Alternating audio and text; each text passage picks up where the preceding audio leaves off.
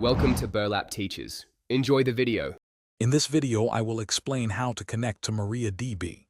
First, you'll need to gather some essential information like the host name or IP address of your database server, the port number, typically 3306, your username, and your password. Next, select a suitable client library for your chosen programming language, such as Python's MySQL, Connector, or Node.js's MariaDB package.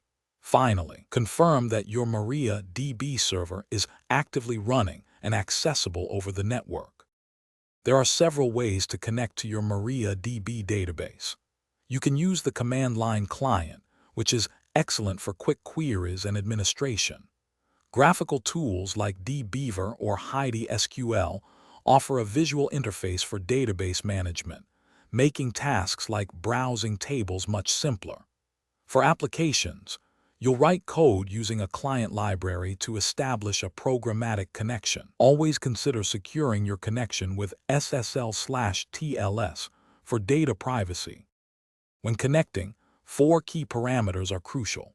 First, the host specifies where your MariaDB server resides, either an IP address or a host name. Second, the port number, commonly 3306, directs your connection to the correct service. Third, you'll need a valid username and its password for authentication. Lastly, specifying the database name ensures you connect directly to the desired schema, streamlining your initial interaction.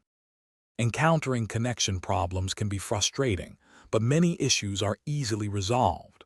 First, ensure the MariaDB server process is actually running on the host. Next, check your firewall settings to confirm that the database port, typically 3306, is open for incoming connections.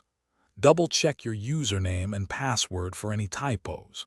Finally, consult the MariaDB server error logs. They often provide clear clues about what went wrong. Thanks for watching. Consider subscribing if this video helped you.